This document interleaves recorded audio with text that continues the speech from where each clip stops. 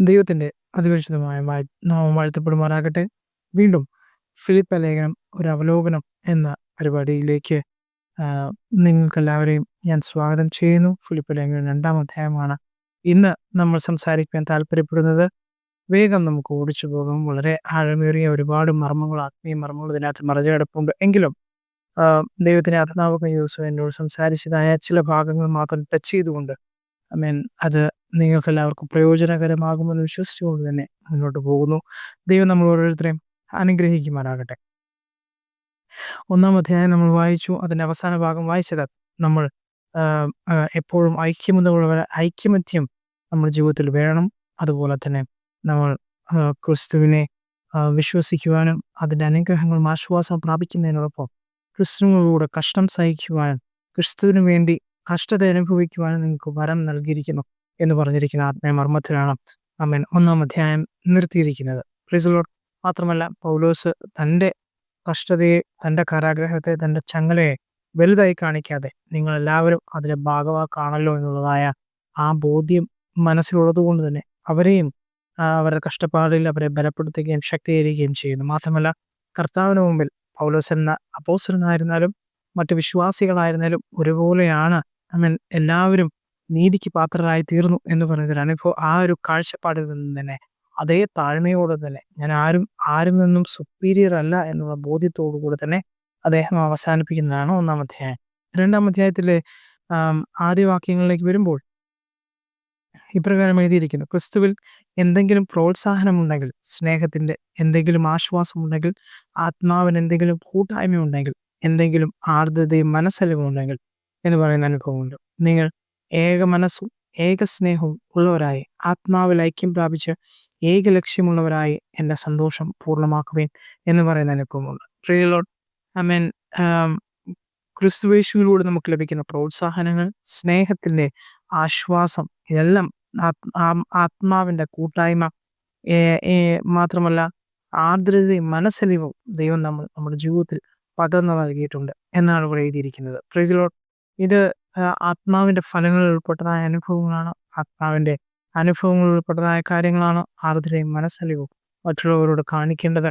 അവൻ കാണിക്കുന്നത് നമ്മുടെ കഴിവ് കൊണ്ടല്ല, ദൈവം നമ്മളുടെ ഉള്ളിൽ നിന്ന് പ്രവർത്തിക്കുന്നതായ ആ പ്രവർത്തനങ്ങളിലൂടെയാണ്. അതുകൊണ്ട് തന്നെ 2-ാം വാക്യത്തിൽ പ്രകാരം എഴുതിയിരിക്കുന്നു: നിങ്ങൾ ഏക മനസ്സും ഏക സ്നേഹവും ഉള്ളവരായി ആത്മാവിൽ ഐക്യം പ്രാപിച്ച് ഏക ലക്ഷ്യമുള്ളവരായി എൻ്റെ സന്തോഷം പൂർണ്ണമാക്കുകയും എന്ന് പറയുന്ന അനുഭവമുണ്ട്. ചെറിയ സഭയായിരുന്നാലും വലിയ സഭയായിരുന്നാലും ചെറിയ കൂട്ടൊക്കെ വീട്ടിൽ തന്നെ ഐക്യമത്യതയും സ്നേഹവും ഈ പറഞ്ഞതുപോലെ ഏക മനസ്സും ഏക സ്നേഹവും ഉള്ളവരായി ആത്മാവിൽ ഐക്യമത്യം പ്രാപിച്ച് ഏക ലക്ഷ്യത്തിനായി മുന്നേറിക്കൊണ്ടിരിക്കുന്ന ഒരു അനുഭവമാണ് ഉള്ളതെങ്കിൽ അത് വളരെ അനുഗ്രഹിക്കപ്പെട്ടതായ ഒരു അനുഭവമാണ് അല്ലേ. ദൈവവചനം എഴുതിയിരിക്കുന്നത് പോലെ ഒരു ലക്ഷ്യമില്ലാത്തതിനാൽ, അറിവില്ലാത്തതിനാൽ, അല്ലെങ്കിൽ ഒരു ദിശാബോധമില്ലാത്തതിനാൽ ജനം തെറ്റിപ്പോകുന്നു എന്ന് പറയുന്ന അനുഭവമുണ്ട്. Price the Lord. ദൈവത്തിൽ നിന്ന് നമ്മൾ ഓരോരുത്തരും നമ്മളെക്കുറിച്ചുള്ള ദൈവിക പദ്ധതികൾ പ്രാപിക്കേണ്ട അത്യാവശ്യമാണ്. ഒരു കുടുംബം എന്ന രീതിയിൽ എന്താണ് ദൈവം നമ്മളെക്കുറിച്ച് ആഗ്രഹിക്കുന്ന കൃത്യമായ ബോധ്യം നമുക്കുണ്ടാകണം. മക്കളെ എങ്ങനെ വളർത്തിയെടുക്കണം, ഭാര്യയോട് എങ്ങനെ സംസാരിക്കണം, എങ്ങനെ സാമ്പത്തിക വിഷയങ്ങളും അതുപോലെ ഭൗതിക വിഷയങ്ങളും എങ്ങനെ കൈകാര്യം ചെയ്യണം, കൃത്യമായ ഒരു ആശയം ദൈവത്തിൽ നിന്ന് നമ്മൾ പ്രാപിച്ചിരിക്കണം. Price the Lord. പലപ്പോഴും ഇതിനെല്ലാം വിപരീതമായ സാഹചര്യങ്ങൾ നമുക്ക് വന്നിരിക്കാം. മക്കൾ കോപിച്ചെന്നിരിക്കാം, ഭാര്യ അല്ലെങ്കിൽ ഭർത്താവ് നമ്മോട് പിണങ്ങിയെന്നിരിക്കാം, അല്ലെങ്കിൽ അവരുടെ വാക്കുകൾ നമ്മൾ മുറിവുപ്പെടുത്തിയെന്നിരിക്കാം, നമുക്കൊരു ലക്ഷ്യബോധമില്ല എന്നുള്ളൊരു തോന്നൽ നമ്മുടെ ജീവിതത്തിൽ വന്നെന്നിരിക്കാം. ജീവിതം നമ്മളെ ഈ വഴിയിലൂടെല്ലാം തകർത്ത് കളയുവാൻ തക്കവണ്ണം പിശാച് ജീവിതത്തെ ഉപയോഗിക്കും. സാമ്പത്തിക വിഷയങ്ങളെ, രാജ്യത്തിൻ്റെതായ സാമ്പത്തിക വിഷയങ്ങളെ, ഭൗതിക വിഷയങ്ങളെ ഒക്കെ പിശാച് ഉപയോഗിക്കും നമ്മളെ തളർത്തി കളയാനായിട്ട്. പക്ഷേ ദൈവത്തിന് വചനം എഴുതിയിരിക്കുന്ന പ്രകാരമാണ്. ദൈവത്തിൻ്റെ ആത്മാവിലൂടെ ദൈവം നമുക്ക് ഇതെല്ലാം നൽകി തന്നിട്ടുണ്ട്. ഈ അനുഭവങ്ങളെല്ലാം നൽകി തന്നിട്ടുണ്ട്. അത് നമ്മൾ പ്രയോജനപ്പെടുത്തണം. മാത്രമല്ല അത് ഏക മനസ്സും ഏക സ്നേഹമുള്ളവരായി ആത്മാവിലെ ഐക്യത്തിലും ഏക ലക്ഷ്യമുള്ളവരുമായിരിക്കും എന്നൊക്കെ വന്ന് നമ്മളെ ബലപ്പെടുത്തുകയും ശക്തീകരിക്കുകയും വേണം. സഭയുടേതായ ഒരു അനുഭവത്തിലേക്ക് എടുക്കുകയാണെങ്കിൽ ഒരുപാട് പൊളിറ്റിക്സ്, ചെറിയ ചർച്ച ആയിരുന്നാലും വലിയ ചർച്ച ആയിരുന്നാലും ഉണ്ട് എന്ന് നമുക്ക് ഒരിക്കലും അങ്ങനെ ഒരു അവസ്ഥയെ തള്ളിക്കളയുവാൻ കഴിയുകയില്ല. പൗലോസ് ഇവിടെ ശുശ്രൂഷിക്കുന്ന സമയത്തും അത് അങ്ങനെയുള്ളതായ ചില പൊളിറ്റിക്കൽ വിഷയങ്ങൾ ആ സഭയിൽ ഉണ്ടായിരുന്നു എന്നതുകൊണ്ട് തന്നെയാണ് പൗലോസ് അതിനെ അഭിസംബോധന ചെയ്ത് പറയുന്നത്. ഒരിക്കലും അതൊരു ആഹ്, ഒരു അദ്ദേഹത്തിന്റെ ഭാഷ ശ്രദ്ധിക്കുക. എവിടെയും അദ്ദേഹത്തിന്റെ ഭാഷ ശ്രദ്ധിക്കുക. ഒരിക്കലും താൻ സുപ്പീരിയർ ആണെന്നോ, താൻ മറ്റുള്ളവരെക്കാൾ ഉന്നതനാണെന്നോ, ഇല്ല അല്ലെങ്കിൽ ഞാൻ എന്തോ നേടിയെന്നോ എന്നുള്ളൊരു കാഴ്ചപ്പാടിൽ നിന്നല്ല പൗലോസ് അവൻ കരുണയും ആർദ്രതയും ഉണ്ടെങ്കിൽ നിങ്ങൾ എൻ്റെ സന്തോഷം പൂർണ്ണമാക്കുവിൻ എന്നാണ് എഴുതിയിരിക്കുന്നത്. ഒരിക്കലും താൻ കൽപ്പിക്കുകയോ താൻ ആജ്ഞാപിക്കുകയോ ഒന്നുമല്ല. ഒരു സജഷനായി അവരെ ആശ്വസിപ്പിച്ച് അവരെ അവരുടെ തെറ്റുകളെ മനസ്സിലാക്കുന്നുണ്ടെങ്കിലും സ്നേഹത്തോടുകൂടെ ആ വിഷയത്തെ ഉണർത്തി ബോധിപ്പിക്കുകയാണ് പൗലോസ് ചെയ്യുന്നത്. Price the Lord. അങ്ങനെ ഇവിടെ എഴുതിയിരിക്കുന്ന അനുഭവം നോക്കുക. അങ്ങനെ സഭയുടെ അന്തരീക്ഷത്തിലും ഏക മനസ്സും ഏക ലക്ഷ്യവും ഏക ആത്മാവിന്റെ ഐക്യവും പ്രാപിച്ച് നമ്മൾ എന്ത് ചെയ്യണം? നിങ്ങൾ എന്ത് ചെയ്യണം? പൗലോസിന്റെ സന്തോഷം പൂർണ്ണമാക്കുവിൻ എന്നാണ് ഇവിടെ രേഖപ്പെടുത്തിയിരിക്കുന്നത്. Price the Lord. ഈ ഐക്യതയും ഈ ഈ ഈ ഏക ലക്ഷ്യവും ഒക്കെ സഭയുടെ അന്തരീക്ഷത്തിൽ വളരെ ആവശ്യകരമായ ഒരു അനുഭവമാണ്. നമ്മൾ സ്വാർത്ഥരായി പോകരുത്. അത് താഴെ എഴുതിയിട്ടുണ്ട്. ആമേൻ. മാത്രമല്ല നമ്മുടെ ലക്ഷ്യം മാത്രം ഒരു സഭയിലോ ഒരു അന്തരീക്ഷത്തിലോ ഒരു കമ്മിറ്റിയിലോ നേടിയെടുക്കണമെന്നൊരു ചിന്ത ഒഴിവാക്കിയിട്ട് മറ്റുള്ളവരെ സ്വീകരിക്കുവാനും അവരെ കരുതുവാനും അവരുടെ ഭാഗത്തു നിന്ന് അവരുടെ ഷൂവിൽ നിന്നുകൊണ്ട് ചിന്തിക്കുവാനും ഒക്കെയുള്ള ഒരു കടപ്പാട് നമുക്കുണ്ട്. അത് നിങ്ങൾ പ്രവർത്തിക്കണം. അതിലേക്ക് നിങ്ങൾ കുതിച്ചുകൊണ്ടിരിക്കണം. അതിലേക്ക് നിങ്ങൾ ആഗ്രഹിച്ചുകൊണ്ടിരിക്കണം. അത് ചെയ്യുവാൻ വേണ്ടി ആത്മാവിന്റെ ശക്തിയെ നിങ്ങൾ പ്രാപിച്ചിരിക്കണം. അത് നിങ്ങൾ ചോദിക്കണം ഓരോ നിമിഷവും. ദൈവമേ, എൻ്റെ കുടുംബജീവിതം നയിക്കുവാൻ, എൻ്റെ ഈ സഭയെ ലീഡ് ചെയ്യുവാൻ, എൻ്റെ ഈ സഭയുടെ കമ്മിറ്റി ലീഡ് ചെയ്യുവാൻ, എൻ്റെ ഒരു മെമ്പർ എന്ന രീതിയിൽ എൻ്റെ കടമയെ ചെയ്യുവാൻ ദൈവത്തിന്റെ കൃപ എനിക്ക് തരണമേ. മറ്റുള്ളവരുമായി ഐക്യമത്യത്തിൽ മുന്നേറുവാൻ, ഏക മനസ്സുള്ളവരായി മുന്നേറുവാനുള്ളതായ കൃപ എനിക്ക് നൽകണമേ എന്ന് പറയുന്ന അനുഭവമുണ്ട്. ഇതിന്റെ മറ്റൊരു തലം കൂടെയുണ്ട്. ആമേൻ.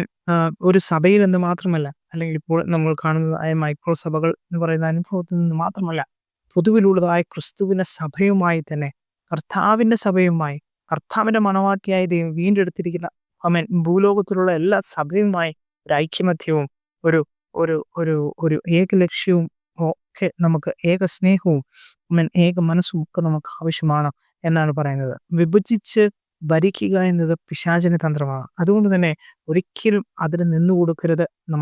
നമ്മുടെ കൂട്ടായ്മകളിൽ മാത്രമല്ല, നമ്മുടെ അടുത്തുള്ള സഭക്കാരോട്, നമ്മുടെ അടുത്തുള്ളതായ അയൽവാസികളോട്, വിശ്വാസികളോട് ഒക്കെ കരുണയും കൃപയും ഒക്കെ കാണിച്ച് അവരെയും കൂടെ ഉൾപ്പെടുത്തി, അവരും കർത്താവിന്റെ സഭയിൽ ഉൾപ്പെട്ടവരാണ് എന്നുള്ള പൂർണ്ണമായ ബോധ്യത്തോടു കൂടെ ഏക മനസ്സും ഏക ലക്ഷ്യവും മാത്രമല്ല ആത്മാവിന്റെ ഐക്യവും ഏക സ്നേഹവും ഒക്കെ ഉള്ളവരായി നമ്മൾ അവരുമായി സഹകരിച്ച് മുന്നേറണമെന്ന് ദൈവം നമ്മളെക്കുറിച്ച് ആഗ്രഹിക്കുന്നു. ചിലപ്പോൾ ഡിനോമിനേഷൻ വൈസ് ചില വ്യത്യാസങ്ങൾ ഒരു പക്ഷെ ഉണ്ടായെന്നിരിക്കാം. AGയും IPCയുമായുള്ള വ്യത്യാസം ഉണ്ടായെന്നിരിക്കാം, അല്ലെങ്കിൽ മറ്റ് സഭകളുമായുള്ള വ്യത്യാസം ഉണ്ടായെന്നിരിക്കാം. പക്ഷെ ഈ വ്യത്യാസങ്ങളെക്കാൾ അപ്പുറമായി നമ്മൾ ആക്ച്വലി ആരാണ്? നമ്മളെല്ലാവരും കർത്താവിന്റെ മണവാട്ടിയാണ്. അല്ലെങ്കിൽ കർത്താവ് വരുമ്പോൾ അവനോട് കൂടെ ചേരുവാനൊക്കെ വേണം വിളിക്കപ്പെട്ടവരും അതിനായി ഒരുക്കപ്പെടുന്നവരുമാണ്. Price the Lord. അങ്ങനെയെങ്കിൽ നമ്മൾ കൃത്യമായ അവരുമായി എല്ലാവരുമായി ഒരു ഒരു ഒരു ഒരു ബന്ധം ഉണ്ടായിരിക്കണം എന്ന് ദൈവം നമ്മളെക്കുറിച്ച് ആഗ്രഹിക്കുന്നു. യേശു അതിനെക്കുറിച്ച് പറയുമ്പോൾ, ഞാൻ പാപികളെ രക്ഷിക്കുവാനാണ് ഭൂമിയിലേക്ക് വന്നത്, നീതിമാന്മാരെ രക്ഷിക്കുവാനല്ല, രോഗിക്കാണ് വൈദ്യനെ കൊണ്ട് ആവശ്യം എന്ന് പറയുന്നൊരു അനുഭവമുണ്ട്. അപ്പോൾ നമുക്ക് നമ്മളെ കൊണ്ടുള്ളതായ അത് നമ്മുടെ ഭാഗത്തേക്ക് വരുമ്പോൾ, നമ്മുടെ ജീവിതത്തിലേക്ക് വരുമ്പോൾ നമ്മളെ കൊണ്ടുള്ള പ്രയോജനം ഒരുപാട് വലിയ അനുഭവത്തിൽ നിൽക്കുന്ന വ്യക്തികൾക്ക് മാത്രമല്ല, ഒരു സഭ എന്ന് പറയുന്ന ചുറ്റുവട്ടത്ത് നിന്ന് മാറി മറ്റ് സഭകളിലേക്ക്, മറ്റ് വിശ്വാസി കുടുംബാംഗങ്ങളിലേക്കൊക്കെ നമ്മുടെ ആശ്വാസവും നമ്മുടെ അനുഗ്രഹവും നമ്മൾ മാറണം. അറ്റ്ലീസ്റ്റ് അവരെ കാണുമ്പോൾ മുഖം കറുപ്പിച്ച് നടക്കുന്ന അനുഭവങ്ങൾ, അവരുമായി പൊളിറ്റിക്സ് ആയി നിൽക്കുന്ന അനുഭവങ്ങൾ, സഹകരിക്കാതിരിക്കുന്ന അനുഭവങ്ങൾ, സംസാരിക്കാതിരിക്കുന്ന അനുഭവങ്ങളൊക്കെ മാറി ഏക ലക്ഷ്യവും ഏക സ്നേഹവും ഉള്ളവരായി തീരണം. ഇത് ഇന്നത്തെ സഭകളിൽ നമുക്ക് കാണാറേയില്ല. വളരെ വിരളമാണ് ഇങ്ങനെയുള്ള കാര്യങ്ങൾ നമ്മൾ കാണാറ്. കാത്തലിക്സും അതുപോലെ തന്നെ പ്രൊട്ടസ്റ്റന്റുമായിട്ടുള്ളതായ വ്യത്യാസം നമുക്കറിയാം. ഒരു തലമുറയ്ക്ക് മുകളിൽ 1-2 തലമുറയ്ക്ക് മുകളിൽ കത്തലിക്സിൽ നിന്ന് ഒരുപാട് പെന്തക്കോസ്ത് അനുഭവങ്ങളിലേക്ക് വന്നതായ അനുഭവങ്ങളുണ്ട്. പക്ഷെ അവിടെ നിൽക്കുമ്പോൾ അവരും ഇവിടെ നിൽക്കുമ്പോൾ ഇവരും രണ്ടുപേരും നിയമങ്ങളുടെ ആ ഒരു ബന്ധനത്തിൽ, എനിക്ക് മനസ്സിലായിടത്തോളം നിയമങ്ങളുടെ ബന്ധനത്തിൽ നിന്ന് അവർ വിട്ടുമാറുവാൻ തക്കവണ്ണം അവർ തയ്യാറാവുന്നില്ല. രണ്ടുപേരും തമ്മിൽ കോറലിംഗ് ഉണ്ടാവുന്നു. അവർ തമ്മിൽ തമ്മിൽ വാഗ്വാദങ്ങൾ ഉണ്ടാകുന്നതൊക്കെ നമുക്ക് സർവ്വസാധാരണമായി നമ്മൾ കണ്ടുവന്നിരുന്ന ഒരു സാഹചര്യമാണ്. Price the lord. മാത്രമല്ല കാത്തലിക്സ് ആണെങ്കിൽ ഇവരുമായി പ്രൊട്ടസ്റ്റന്റ് അനുഭവങ്ങളുമായി സംസാരിക്കുന്നില്ല. അവരുമായി കൂടത്തില്ല. അവരെ വീട്ടിലോട്ട് ക്ഷണിക്കുകയില്ല. അവരെ വീട്ടിൽ നിന്ന് പുറത്താക്കി കളയുന്ന, പിണ്ടം വെച്ച് കളയുന്ന ഒരു അനുഭവം ഒക്കെ അനുഭവിച്ചതായ അനുഭവങ്ങളുണ്ട്. അതുപോലെ തന്നെ ഇന്നും കാത്തലിക്സിന്റെ അനുഭവത്തിൽ അല്ലെങ്കിൽ പ്രൊട്ടസ്റ്റന്റ് അനുഭവത്തിൽ രണ്ടും വ്യക്തമായ ഒരു ഒരു ഒരു ഒരു എതിർപ്പ് ആശയപരമായിട്ടുണ്ട് എന്നത് സത്യമാണ്. അല്ലെങ്കിൽ പൊതുവിൽ നമുക്കറിയാവുന്ന സത്യമാണ്. പക്ഷേ അതിനേക്കാൾ ഉപരിയായി നമ്മൾ അവരെയും കൂടെ അവരെ ഏത് മുഖേനയെങ്കിലും രക്ഷിക്കപ്പെടണമെന്നുള്ള ആഗ്രഹം എല്ലാ ഉള്ളതായ ഒരു അനുഭവത്തിൽ നിന്നുകൊണ്ട് തന്നെ അവരുമായി നമ്മൾ സഹകരിക്കുന്നവരും സ്നേഹിക്കുന്നവരും അവരെ കരുതുന്നവരുമായി തീരാം എന്നതാണ് ദൈവത്തിന്റെ വചനം നമ്മളെ പഠിപ്പിക്കുന്നത്.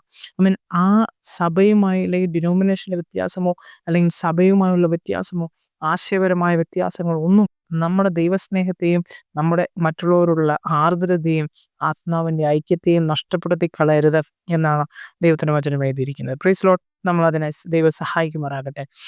പൗലോസ് അത് ആഗ്രഹിക്കുന്നുണ്ട്. ഞാൻ ഒരിക്കലും കാത്തലിക്സ് എന്ന് പറഞ്ഞ അങ്ങനെ ആഴമായി അതുമായി മാത്രമല്ല നിൽക്കുന്നത്. എങ്കിലും കാത്തലിക്സ് വിടുക, പ്രൊട്ടസ്റ്റന്റിനെ നോക്കുക, പെന്തക്കോസ്തിനെ നോക്കുക, എത്രയെല്ലാം ഡിനോമിനേഷൻസും അനുഭവങ്ങളുമാണുള്ളത്. എല്ലാവരും ദൈവത്തിന്റെ സഭയാണ്. പക്ഷെ പൊളിറ്റിക്സ് അതിന്റെ ആഴമേറിയ മുറിവുകൾ വിശ്വാസികളുടെ ഹൃദയത്തിലേക്കും പാസ്റ്റർമാരുടെ ഹൃദയത്തിലേക്കും ഉണ്ടാക്കിയിടുന്ന അനുഭവങ്ങൾ സഭയ്ക്കുള്ളിൽ, കുടുംബത്തിനുള്ളിൽ ഈ പറഞ്ഞ അനുഭവമില്ലാത്തതിന് ദുരനുഭവങ്ങൾ എല്ലാം നമ്മൾ സർവ്വസാധാരണമായി കണ്ടുവരുന്നതാണ്. ദൈവം അത് ആഗ്രഹിക്കുന്നില്ല. പൗലോസ് എന്ന് പറയുന്ന അപ്പോസ്തലൻ ആഗ്രഹിക്കുന്നില്ല. നമ്മൾ ഓരോരുത്തരും ഒരിക്കലും ഇന്നവർ അങ്ങനെയാണല്ലോ, അവരിങ്ങനെയാണല്ലോ, ആ സഭക്കാരിങ്ങനെയാണല്ലോ, അല്ലെങ്കിൽ ആ വിശ്വാസികൾ ഇങ്ങനെയാണല്ലോ, പാർട്ടി പിരിഞ്ഞിരിക്കുന്ന ആ കുടുംബങ്ങളൊക്കെ ആ പറഞ്ഞിരിക്കുന്ന 4 കുടുംബങ്ങളും അങ്ങനെയാണല്ലോ എന്നുള്ളതായ കാഴ്ചപ്പാടിൽ നിന്ന് മാറി അവരങ്ങനെ ചെയ്തുകൊണ്ടല്ലേ ഞാനിങ്ങനെ ചെയ്യുന്നത്, അല്ലെങ്കിൽ അവരങ്ങനെ നിൽക്കുന്നതുകൊണ്ട് അവരല്ലേ സഭയ്ക്കെതിരായി നിൽക്കുന്നത്, ഞാൻ മാറി നിൽക്കുന്നത്, ഇങ്ങനെയുള്ളതായ ഏത് ആശയങ്ങളിലാണോ നമ്മൾ കുടുങ്ങപ്പെട്ടിരിക്കുന്നത്, ആശയത്തിൽ നിന്ന് ദൈവം ആഗ്രഹിക്കുന്നത് ഇതാണ്. നമ്മൾ ഏക മനസ്സുള്ളവരും ഏക സ്നേഹമുള്ളവരായി ആത്മാവിൽ ഐക്യം പ്രാപിച്ച് ഏക ലക്ഷ്യമുള്ളവരായി നമ്മൾ ദൈവത്തിന്റെ സന്തോഷം പൂർണ്ണമാക്കണം എന്ന് നമ്മളെക്കുറിച്ച് ദൈവം ആഗ്രഹിക്കുന്നു. അങ്ങനെയൊന്നുമില്ല. 2 കൂട്ടർ ഇപ്പം അവർ നിൽക്കുന്നവരും ഇവർ നിൽക്കുന്നവരും അതൊന്നും എന്നെ ബാധിക്കത്തില്ല. ഞാൻ നിങ്ങളോട് സഹകരിക്കും. കാരണം നമ്മളെല്ലാവരും ഐക്യമത്യത്തിന് ആത്മാവിനാൽ നിറയപ്പെട്ടവരാണ്, പരിശുദ്ധാത്മാവിനാൽ നിറയപ്പെട്ടവരാണ്. നമ്മൾ ആ ഐക്യതയും ആ സന്തോഷവും ആ സ്നേഹവും ഏക ലക്ഷ്യവും ഒക്കെ വേണം, എങ്കിലേ നമുക്ക് മുന്നോട്ട് പോകുവാൻ കഴിയുകയുള്ളൂ എന്നുള്ളതായ ഒരു ഇനീഷ്യേഷൻ, ഒരു ആശയം വ്യക്തിപരമായി നമ്മൾ എടുത്താൽ, എല്ലാവരും അത് എടുക്കുന്നുവെങ്കിൽ, അത് ജീവിതത്തിലേക്ക് കൊണ്ടുവരുന്നുവെങ്കിൽ അതിൻ്റെ അനുഗ്രഹങ്ങൾ നമുക്ക് പ്രാപിക്കുവാൻ കഴിയും. മാത്രമല്ല ഏക ലക്ഷ്യം ഉണ്ടാവേണ്ടതിന് വളരെ പ്രധാനപ്പെട്ട കാര്യങ്ങളുണ്ട്. ഒരു പ്രതിസന്ധി, ഒരു ബുദ്ധിമുട്ട് വരുമ്പോൾ അതിനെ മറികടക്കത്തക്കവണ്ണം ഏക ലക്ഷ്യം നമുക്ക് ആവശ്യമാണ്. 2, ഒരു സഭ ഒരു ആശയം വെച്ച് തന്നെ മുന്നോട്ട് പോകണം, അല്ലെങ്കിൽ ഡിപ്രസീവായി പോകും, അല്ലെങ്കിൽ അവര് എണ്ണത്തിൽ കുറഞ്ഞു വരും എന്നതിനേക്കുള്ളതായി ഒരു ലക്ഷ്യം വെച്ചുകൊണ്ട് ദൈവം എന്തിനാണ് ആ സഭ ഒരു കൂട്ടായ്മ ആ ദേശത്ത് പ്ലാൻ ചെയ്തിരിക്കുന്നത്, ആ ദേശത്ത് എന്തിനു വേണ്ടിയിട്ടാണ് സഭയെ കൂട്ടായ്മ ദൈവം അവിടെ ആക്കിയിരിക്കുന്നത്, അതിൻ്റെ ലക്ഷ്യം നമ്മൾ നിറവേറ്റണമെങ്കിൽ, ആ ദൈവത്തിന്റെ ആഗ്രഹം നമ്മളിലൂടെ നിറവേറണമെങ്കിൽ എന്ത് ചെയ്യണം? നമ്മൾ ഒരു ലക്ഷ്യമുള്ളവരായിരിക്കണം. ആ ഒരു ലക്ഷ്യത്തിന് വേണ്ടി സഭയിലുള്ള എല്ലാവരും, കൂട്ടായ്മയിലുള്ള എല്ലാവരും, മറ്റ് സഭയിലുള്ള ആൾക്കാരെ പോലും വന്ന് സഹകരിച്ച് മുന്നോട്ട് പോകണം. അതിനായി ദൈവം നമ്മളെ ഓരോരുത്തരെയും സഹായിക്കട്ടെ. അതാണ് പ്രധാനപ്പെട്ടതായ വിഷയം ഇവിടെ സംസാരിക്കുന്നത്. അങ്ങനെ അടുത്ത 3-ാമത്തെ വാക്യപ്രകാരം എഴുതിയിരിക്കുന്നു, കലഹത്താലോ ദുരഭിമാനത്താലോ ഒന്നും ചെയ്യാതെ താഴ്മയോടെ ഓരോരുത്തരും മറ്റുള്ളവനെ തന്നെക്കാൾ ശ്രേഷ്ഠൻ എന്ന് കരുതിക്കൊള്ളു എന്ന് പറയുന്ന അനുഭവം. ഓരോരുത്തരും സ്വന്തം താല്പര്യങ്ങൾ മാത്രമല്ല മറ്റുള്ളവരുടെ താല്പര്യങ്ങൾ നോക്കണം എന്ന് പറയുന്നതായ പൗലോസിന്റെ നിർദ്ദേശമാണ്. Price the Lord. ഇതൊരിക്കലും പലപ്പോഴും കഴിയാറില്ല നമ്മുടെ വിശ്വാസ കുടുംബങ്ങളിലും നമ്മുടെ ജീവിതങ്ങളിലും. പക്ഷെ വ്യക്തിപരമായി നമ്മൾ ഓരോരുത്തരും തീരുമാനം എടുക്കണം. ദൈവം എനിക്ക് കൃപ തരുന്നതെങ്കിൽ ഇങ്ങനെയുള്ളതായ അനുഭവങ്ങളിൽ നിന്ന് മാറി നടക്കുവാൻ ദൈവവചനം എഴുതിയിരിക്കുന്നത് പോലെ പൗലോസ് നിർദ്ദേശിച്ചതുപോലെ തന്നെ വളരെ പക്വതയോടുകൂടി തന്നെ ക്രിസ്ത്യാനിറ്റിയുടെ മെച്യൂരിറ്റിയെ നമ്മൾ സംസാരിക്കുന്നുണ്ടായിരുന്നു അല്ലെ. പൗലോസിനെ കുറ്റപ്പെടുത്തുന്നതായ പൊളിറ്റിക്കലായി സംസാരിക്കുന്നതായ വ്യക്തികളുടെ എല്ലാം പൗലോസ് ക്ഷമിക്കുന്നു. പൗലോസ് ക്ഷമിക്കുന്നു. മാത്രമല്ല അവരോട് സഹകരിക്കുവാനും അവർ പറയുന്നതായ സുവിശേഷത്തെ അത് അനുഗ്രഹമായി തീരുവാൻ, ഒരുപാട് ജനങ്ങൾക്ക് അനുഗ്രഹമായി തീരുമെന്നുള്ള ബോധ്യത്തോടുകൂടെ അതിനെ പ്രശംസിക്കുവാനും അതിൽ സന്തോഷിക്കുവാനും ഇടയാകുന്ന ഒരു പൗലോസിനെ നമ്മൾ ഇന്നലെ നമ്മൾ വായിക്കുവാനിടയായിത്തീർന്നു. അതുപോലെ തന്നെയാണ് ഇവിടെയും അദ്ദേഹത്തിൻ്റെ ആറ്റിറ്റ്യൂഡ് അദ്ദേഹം തെളിയിക്കുന്നത്, അദ്ദേഹത്തിൻ്റെ മെച്യൂരിറ്റി തെളിയിക്കുന്നത്. അപ്പോൾ മെച്യൂരിറ്റി എന്ന് പറയുന്നത്, ദൈവവചനത്തിലുള്ള മെച്യൂരിറ്റി എന്ന് പറയുന്നത് ഈ പറഞ്ഞിരിക്കുന്ന കലഹവും ദ്രവ്യമാനവും ഒന്നും ചെയ്യാതെ താഴ്മയോടെ മറ്റുള്ളവരെ സ്നേഹിക്കുകയും സേവിക്കുകയും ചെയ്യുന്നതാണെന്നും ഓരോരുത്തരുടെ താല്പര്യങ്ങൾ മാത്രമല്ല മറ്റുള്ളവരുടെ താല്പര്യങ്ങളിലൂടെ അറിഞ്ഞ് മനസ്സിലാക്കി അത് നിവർത്തിക്കുന്നതാണെന്നും ദൈവത്തിൻ്റെ വചനം എഴുതിയിരിക്കുന്നു. അതുകൊണ്ട് തന്നെ നമ്മളും അതിനായി സമർപ്പിക്കണം. ദൈവമേ, എന്നിലൂടെ ദൈവത്തിൻ്റെ ലക്ഷ്യം നിവൃത്തിയാക്കപ്പെടേണ്ടത് അതേ തലത്തിൽ തന്നെ എന്നിലൂടെ എനിക്ക് മറ്റുള്ളവരെ ഈ വചനം എഴുതിയിരിക്കുന്നത് പോലെ സേവിക്കുവാനും സ്നേഹിക്കുവാനും അവരുമായി ഏക ലക്ഷ്യത്തോടും ഏക ആത്മാവിലോടുകൂടെ മുന്നേറുവാനുള്ള കൃപ വ്യക്തിപരമായി എനിക്ക് തരണമേ. അതിലെന്തെങ്കിലും കുറവ് എൻ്റെ വശത്തുണ്ടെങ്കിൽ അതിനോട് പൊറുക്കണമേ. അതിനെ മറികടക്കുമെന്നൊക്കെ എന്നെ സഹായിക്കണമേ എന്നായിരിക്കണം നമ്മളോരോരുത്തരും പ്രാർത്ഥന എന്ന് പൗലോസ് ഈ വചനത്തിലൂടെ ആഗ്രഹിക്കുന്നു. Price the Lord. അങ്ങനെ 5-ാമത്തെ വാക്യത്തിൽ പ്രകാരം എഴുതിയിരിക്കുന്നു. അതിന് ഒരു ഉദാഹരണമായി ക്രിസ്തുവിന്റെ മാതൃകയാണ് പൗലോസ് എഴുതി കാണിക്കുന്നത്. ക്രിസ്തുവേശുവിൽ ഉണ്ടായിരിക്കുന്ന അതേ മനോഭാവം തന്നെ നിങ്ങൾക്കും ഉണ്ടായിരിക്കട്ടെ എന്ന് പറയുന്ന അനുഭവം. ഇതെല്ലാം കാണിക്കുന്നത് ഒരു ആറ്റിറ്റ്യൂഡാണ്. മറ്റുള്ളവരുള്ള എൻ്റെ ആറ്റിറ്റ്യൂഡ്, അവർ എന്നോട് ദോഷം ചെയ്തു, അവരെന്നോട് വെളുത്തിരുന്നു, അവരെന്നോട് പിണങ്ങിയിരിക്കുന്നു, അവരെന്നോട് ഇങ്ങനെയെല്ലാം അനുഭവത്തിൽ ജീവിക്കുന്നു. പക്ഷേ ഞാൻ അവരെ സ്നേഹിക്കുവാൻ കടപ്പെട്ടവനാണ്, ക്രിസ്തുവിനാൽ നിർബന്ധിതനാണ്. എനിക്ക് മുന്നിൽ വെച്ചിരിക്കുന്ന മാതൃക യേശു ക്രിസ്തുവിൻ്റെതാണ് എന്നാണ് പൗലോസ് പറയുന്നത്. മാത്രമല്ല, നിങ്ങളും യേശു ക്രിസ്തുവിലേക്ക് വേണം നോക്കുവാൻ. ഇന്ന പാസ്റ്റർമാരിലേക്ക് നോക്കരുത്. ഇന്ന പാസ്റ്റർമാരെ കണ്ടോ ഒന്ന് നമ്മുടെ കോൺവെർസേഷനുകൾ നോക്കുക. ഇന്ന പാസ്റ്റർ അദ്ദേഹത്തിൻ്റെതായ ജീവിതത്തിൽ ഇങ്ങനൊരു അവസരം വന്നപ്പോൾ അദ്ദേഹം വലിയതായി എന്ത് പ്രവർത്തിച്ചു, അല്ലെങ്കിൽ ഇങ്ങനെയാണ് വിഷയങ്ങളെ ഡീൽ ചെയ്തത് എന്നൊക്കെ പറയുന്നത് അനുഭവങ്ങൾ നമുക്ക് കേൾക്കുവാൻ സാധിക്കും. സർവ്വസാധാരണമായി നമ്മളത് കേൾക്കുന്ന അനുഭവമാണ്. പക്ഷെ അത് ജാതികളുടെ പൊളിറ്റിക്കൽ ഫീൽഡിലുള്ളവരുടെ ഒരു സംഭാഷണമാണ്. പക്ഷെ നമ്മളെ സംബന്ധിച്ച് നമുക്ക് ഒരു വ്യക്തിയിൽ മാത്രമേ ബോസ്റ്റ് ചെയ്യാൻ കഴിയുള്ളൂ. ഒരു വ്യക്തിയിൽ മാത്രമേ പ്രശംസിക്കുവാൻ കഴിയുള്ളൂ. ഒരു വ്യക്തിയെ മാത്രമേ മാതൃകയാക്കുവാൻ കഴിയുള്ളൂ. ഒരു വ്യക്തിയുടെ സ്വഭാവം മാത്രമേ നമുക്ക് സ്വീകരിക്കുവാൻ കഴിയുള്ളൂ. ഏക വ്യക്തി, പൂർണ്ണനായ ഏക വ്യക്തി എന്ന് പറയുന്നത് യേശു ക്രിസ്തു മാത്രമാണ്. അതുകൊണ്ട് തന്നെയാണ് പൗലോസ് എടുത്ത് പറഞ്ഞിരിക്കുന്നത്, യേശു ക്രിസ്തുവിനുണ്ടായിരുന്ന അതേ മനോഭാവം തന്നെ നിങ്ങൾക്കും ഉണ്ടായിരിക്കട്ടെ. 6-ാം വാക്യം, അവൻ ദൈവസ്വരൂപത്തിലായിരുന്നിട്ടും ദൈവത്തോടുള്ള സമത്വം മുറുകെ പിടിക്കണമെന്ന് ചിന്തിക്കാതെ സ്വയം ശൂന്യമാക്കി ദാസരൂപം സ്വീകരിച്ച മനുഷ്യ സാദൃശ്യത്തിലായി മനുഷ്യരൂപത്തിൽ തന്നെ താൻ താഴ്ത്തി ക്രൂശിലെ മരണത്തോളം തന്നെ അനുസരണമുള്ളവനായി തീർന്നു എന്ന് പറയുന്നൊരു അനുഭവം. അനുസരിക്കുക, താഴ്മ കാണിക്കുക, ഇപ്പം മുകളിൽ പറഞ്ഞതുപോലെ മറ്റുള്ളവരുടെ താല്പര്യങ്ങളെ മനസ്സിലാക്കുക. ഇവിടെ യേശു ക്രിസ്തുവിന്റെ അനുഭവങ്ങൾ പറഞ്ഞതുപോലെ ദാസ്യരൂപം എടുക്കുക, മനുഷ്യ സാദൃശ്യത്തിലാവുക, നമുക്ക് വേണ്ടി മരിക്കുക, നമ്മളെ വീണ്ടെടുക്കുക, അല്ലെങ്കിൽ ആ കാലവരെ ക്രൂശിന്റെ അവസാനം വരെ പിതാവാം ദൈവത്തെ അനുസരിക്കുക. ഇതെല്ലാം ഒരു കമ്മിറ്റ്മെന്റിന്റെ ഭാഗമാണ്. ദൈവത്തിന് നമ്മളോടുള്ള കമ്മിറ്റ്മെന്റിന്റെ ഭാഗമാണ്. അത് കമ്മിറ്റ്മെന്റ് അത് എന്തായി തീർന്നു, ഒരു ആറ്റിറ്റ്യൂഡായി മാറുകയും ചെയ്തു. തന്നെ ആകർഷിച്ചാലും, തന്നെ എപ്പോൾ അപ്രോച്ച് ചെയ്താലും, യേശുവിനെ എപ്പോൾ അപ്രോച്ച് ചെയ്താലും ഒരേ കോൺസ്റ്റന്റ് ആയിരിക്കുന്ന ഒരു ആറ്റിറ്റ്യൂഡും ഒരു കാഴ്ചപ്പാടുമാണ് യേശുവിനുള്ളത് എന്നതാണ് ദൈവത്തിന് ആഗ്രഹിക്കുന്നത്. അതുകൊണ്ട് തന്നെ വളരെ കൃത്യമായി നമ്മൾ മനസ്സിലാക്കേണ്ടിയിരിക്കുന്ന ഒരു അനുഭവം, നമ്മുടെ ജീവിതത്തിൽ ദൈവം ആഗ്രഹിക്കുന്നത് ഇങ്ങനെ കോൺസ്റ്റന്റ് ആയിരിക്കുന്ന ഒരു അനുഗ്രഹത്തിലേക്ക് ഒരു ആറ്റിറ്റ്യൂഡിലേക്ക് നമ്മൾ എത്തപ്പെടണം. അതിന് ഒരു കമ്മിറ്റ്മെന്റ് നമ്മുടെ വ്യക്തിപരമായ ജീവിതത്തിൽ നിന്ന് വേണം. എൻ്റെ ദൈവമേ, എന്ത് തരം സാഹചര്യങ്ങളായിരുന്നാലും എൻ്റെ ജീവിതത്തിൽ ഇതിന് വിരോധമായി പലവിധമായ പ്രയാസങ്ങളെന്ന് പറഞ്ഞാലും എൻ്റെ ആറ്റിറ്റ്യൂഡ് ഇങ്ങനെ ആകണമെന്ന് ഞാൻ ആഗ്രഹിക്കുന്നു. നമ്മുടെ കഴിവ് കൊണ്ട് ഒരിക്കലും നേടുവാൻ കഴിയില്ല. നമ്മളെപ്പോഴും കൃപയിലാണ് ജീവിക്കേണ്ടത്, കൃപയിലാണ് നമ്മൾ ആശ്രയിക്കേണ്ടത്. ഞാനല്ല, എന്നിലുള്ള ദൈവത്തിന്റെ കൃപയാണ് പ്രവർത്തിക്കുന്നതെന്ന് കൃത്യമായ ധാരണ നമുക്കുണ്ടാവണം. അതുകൊണ്ട് തന്നെ ദൈവത്തോട് കൃപ ചോദിക്കുക.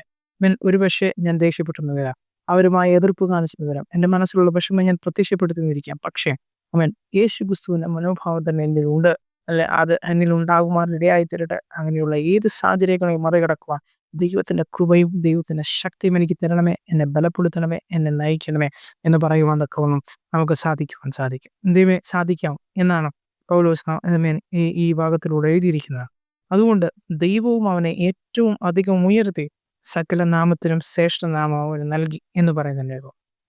ഇത് എന്തിനു വേണ്ടിയിട്ടാണ്, അല്ലെങ്കിൽ എന്താണ് ഇതിന്റെ പ്രധാനപ്പെട്ട ഐ മീൻ ആഫ്റ്റർ ഇഫക്റ്റ് അല്ലെങ്കിൽ അനന്തരഫലം എന്നതാണ് വളരെ പ്രധാനമായി നമ്മൾ ചിന്തിക്കുന്നത്. നോക്കുക, യേശുവിനെ സംബന്ധിച്ച് അവൻ കാൽവരി ക്രൂശിൽ വരെ അവൻ അനുസരണമുള്ളവനായി തീർന്നു. ദാസരൂപം എടുത്തു, നമ്മളെ വീണ്ടെടുത്തു, നമുക്ക് വേണ്ടി ദരിദ്രനായി തീർന്നു. അല്ലേ? 2 കൊരിന്ത്യർ ലേഖനം 8-ാം അധ്യായത്തിൽ അത് വായിക്കുന്നത്. അവൻ നമ്മൾ അവൻ നമ്മൾ സമ്പന്നരാകേണ്ടതിന് അവൻ നമുക്ക് വേണ്ടി ദരിദ്രനായി തീർന്നു എന്ന് പറയുന്ന അനുഭവം. അങ്ങനെ ദാരിദ്ര്യപൂർണ്ണമായിരിക്കുന്ന അനുഭവത്തിൽ സ്വർഗത്തിലെ സകല മഹിമകളും വെടിഞ്ഞ് അവൻ എല്ലാ നന്മകളും വെടിഞ്ഞ് നമുക്ക് വേണ്ടി ഇറങ്ങി വന്നതായ യേശു ക്രിസ്തു. അവൻ ഇറങ്ങി വന്നു എന്നത് മാത്രമല്ല, അവൻ നമുക്ക് വേണ്ടി മരിച്ചു, നമ്മളെ വീണ്ടെടുത്തു എന്ന് പറയുന്നു. അതുകൊണ്ട് തന്നെ ആ അനുസരണമുള്ളവനായിരുന്നത് കൊണ്ട് തന്നെ പിതാവാം ദൈവം അവനെ എന്ത് ചെയ്തു? അവൻ സ്വർലോകരുടെയും അതിന് മുകളിലെ വാക്യം 9-ാമത്തെ വാക്യം, അതുകൊണ്ട് ദൈവവും അവനെ ഏറ്റവും അധികം ഉയർത്തി സകല നിയമത്തിനും നാമത്തിനും ശ്രേഷ്ഠമായ നാമം അവൻ നൽകി എന്ന് പറയുന്ന അനുഭവം. അതായത് ഉയർച്ചയിലേക്കുള്ള ആദ്യത്തെ പടി എന്ന് പറയുന്നത് താഴ്മയാണ് എന്നതാണ് ഇവിടെ തെളിയിക്കുന്ന അനുഭവം. പൗലോസ് അല്ലെങ്കിൽ യേശു ക്രിസ്തു അതിനെക്കുറിച്ച് കൃത്യമായി എഴുതിയിരിക്കുന്ന പ്രകാരമാണ്. യോഹന്നാന്റെ സുവിശേഷം 13-ാം അധ്യായം ഇപ്രകാരം എഴുതിയിരിക്കുന്നു, ഗുരുവും ദൈവവുമായിരിക്കുന്ന ഞാൻ, ഗുരുവും യജമാനനുമായിരിക്കുന്ന ഞാൻ നിങ്ങളുടെ പാദങ്ങൾ കഴുകിയെങ്കിൽ നിങ്ങളും പരസ്പരം കാൽ കഴുകുന്നവരായി തീരണം എന്ന് പറയുന്ന അനുഭവം. മറ്റൊരു ഭാഗത്ത് യേശു പറയുകയാണ്, നിങ്ങളിൽ ഒരുവൻ വലിയവനാകുവാൻ ഇച്ഛിക്കുന്നെങ്കിൽ അവൻ എല്ലാവരെക്കാളും എളിയവനായി തീരണം എന്ന് പറയുന്ന അനുഭവം. ദാസനായി തീരണം എന്ന് പറയുന്ന അനുഭവം. യേശു അവിടെ കാണിച്ച മാതൃക എന്തായിരുന്നു?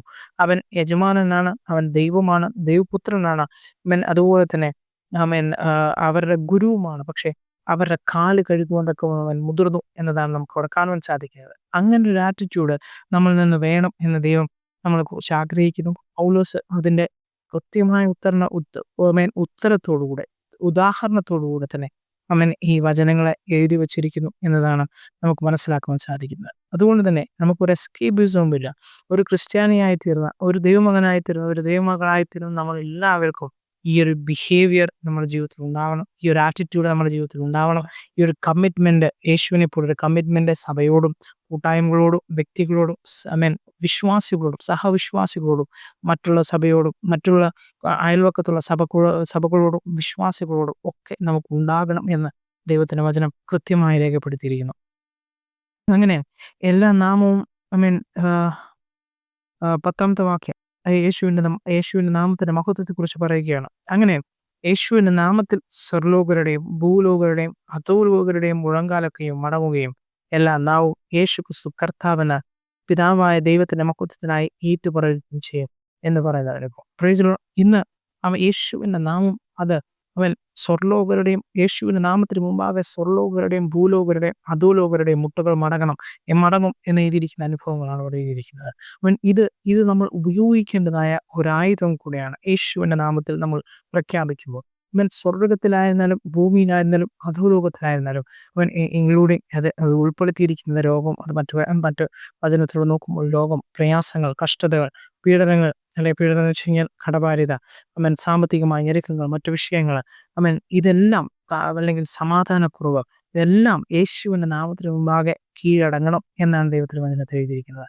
നമ്മൾ മുന്നിൽ വരുന്നതായ എല്ലാ പ്രതിസന്ധികളും അത് യേശു ക്രിസ്തു കാൽവറിയിൽ വെച്ച് വഹിക്കുകയും നമുക്ക് അത് തരാമെന്ന് പ്രൊവിഷൻ ചെയ്തിരിക്കുന്ന അനുഭവങ്ങളുണ്ടെങ്കിൽ ആ നന്മകളെല്ലാം നമ്മൾ അനുഭവിക്കണം എന്ന് ദൈവം നമ്മളെ കുറിച്ച് ആഗ്രഹിക്കുന്നുണ്ട്. പക്ഷെ അതിന് വിപരീതമായി വരുന്ന എല്ലാ വിഷയത്തിനു മുമ്പാകെ നമ്മൾ പിടിച്ചു നിൽക്കേണ്ടതായ നാമം, അല്ലെങ്കിൽ നമ്മൾ പിടിച്ചിരിക്കേണ്ടതായ നാമം, നമ്മൾ ഉപയോഗിക്കേണ്ടതായ നാമം ഉപയോഗിക്കുക എന്ന് വെച്ച് കഴിഞ്ഞാൽ നമ്മളിൽ ആ ക്യാരക്ടർ ഉണ്ടാവണം. ഞാൻ നിൽക്കുന്നത് യേശുവിന്റെ നാമത്തിലാണ്, ആ നാമത്തിൽ, അല്ലെങ്കിൽ ഞാൻ കർത്താവിനാൽ നീതീകരിക്കപ്പെട്ടവനാണ്, യേശു എനിക്ക് അധികാരം തന്നിട്ടുണ്ട്, മാത്രമല്ല ഞാൻ എൻ്റെ യേശുവിന്റെ നാമത്തെയാണ് ഉപയോഗിക്കുന്നത്. ആ യേശുവിന്റെ നാമത്തിന് മുമ്പാകെ സ്വർലോകരുടെയും ഭൂലോകരുടെയും അധോലോകരുടെയും അതുപോലെ തന്നെ ദൈവത്തിന്റെ വചനം പുതിയ നിയമത്തിൽ എഴുതിയിരിക്കുന്ന എല്ലാ ശത്രുവിന്റെ എല്ലാ അവകാശവാദങ്ങളുടെയും ലോകത്തിന്റെ എല്ലാ അനുഭവങ്ങളും കീഴടങ്ങണം, മുട്ടുമടങ്ങണം എന്നാണ് ദൈവത്തിന്റെ വചനത്തിൽ എഴുതിയിരിക്കുന്നത്. ഒരുപാട് പേര് എഫെസ്യ ലേഖനം 2-ാം അധ്യായത്തിൽ എഴുതിയിരിക്കുന്നത് പോലെ ഈ ലോകത്തിന്റെ പ്രഭുവിനാൽ കുടുങ്ങപ്പെട്ടവരായി, ക്ഷീണിക്കപ്പെട്ടവരായി, തകർക്കപ്പെട്ടവരായി ഇരിക്കുന്ന ഒരുപാട് പേരുണ്ട്.